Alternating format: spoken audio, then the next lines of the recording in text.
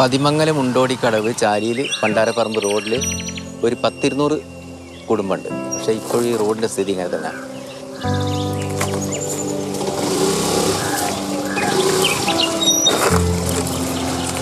ആയിരത്തി 1996 ഈ റോഡ് മുണ്ടോടിക്കടവ് നിന്ന് ചാലിയിൽ വരെ വെട്ടിയത്. അപ്പോൾ ഞങ്ങൾ ഈ മുഖ്യമന്ത്രിൻ്റെ നവകേരള സദസ്സ് എന്ന് പറഞ്ഞിട്ടുള്ള പരിപാടി ഉണ്ട്. അതിൽ അപേക്ഷ കൊടുത്താൽ ശരിയാവുമെന്ന് എല്ലാവരും പറഞ്ഞു. അപേക്ഷ കൊടുത്തിട്ട് എനിക്ക് ഫസ്റ്റ് തന്നെ വന്നത് താങ്കളുടെ ഇത്രാം നമ്പർ പരാതി ഇന്ന സ്ഥലത്തേക്ക് ഫോർവേഡ് ചെയ്തിരിക്കുന്നുണ്ട്. സാധാ മെസ്സേജാണ്, ഫോണിലേക്കുള്ള മെസ്സേജ്, ഫസ്റ്റ് മെസ്സേജ്. അതിനുശേഷം അവിടുന്ന് പിന്നെ രണ്ടാമത് വന്നത് അവിടുന്ന് മറ്റൊരു ഉദ്യോഗസ്ഥൻ്റെ അടുത്തേക്ക് ഫോർവേഡ് ചെയ്തത്. ലാസ്റ്റ് എനിക്ക് വന്ന മെസ്സേജ്, പരാതി പരിഹരിച്ചു, മുഖ്യമന്ത്രിക്ക് കൊടുത്ത പരാതി പരിഹരിച്ചു, താങ്കൾക്ക് മറുപടി തന്നതെന്ന് പറഞ്ഞിട്ട്. എനിക്കിതുവരെ ഒരു മറുപടി ഒന്നും തന്നിട്ടില്ല. എന്ത് പരിഹരിച്ചെന്നാണ് പറയുന്നത്? ഒരു കല്ലെടുത്ത് അങ്ങോട്ട് ഇട്ടുകയാണെങ്കിൽ കുഴപ്പമില്ല.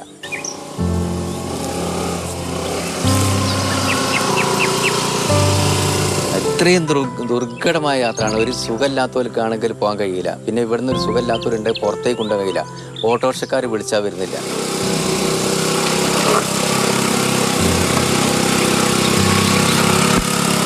ആദ്യം പറഞ്ഞ് ഒക്കെ റെഡിയാക്കാൻ കോൺട്രാക്ട് ഒക്കെ കൊടുത്ത് ശരിയാക്കിയും തന്നെ.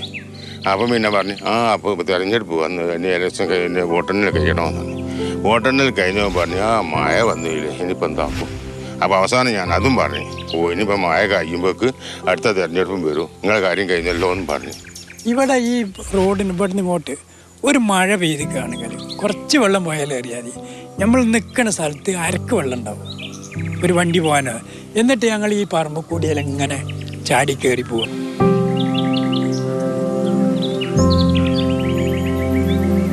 വെറുതെ കൊട്ടിക്കുഷി എത്ര പൈസ ആണ് അതിന് ചിലവാക്കിയത്. പരിഹരിച്ചു എന്ന് പറയുന്നവർക്കൊക്കെ എല്ലാം പരിഹരിച്ചിട്ടുണ്ടാവും. പക്ഷെ ഞങ്ങൾക്കൊന്നും നടന്നിട്ടില്ല. അവർക്കൊക്കെ നന്ദി പറയുന്നു.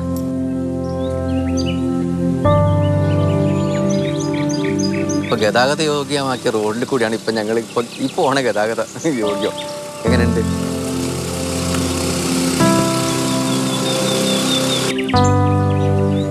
വിനോദ് മൊറാവയോടൊപ്പം രാഹുൽ KV, മാതൃഭൂമി ന്യൂസ്, കോഴിക്കോട്.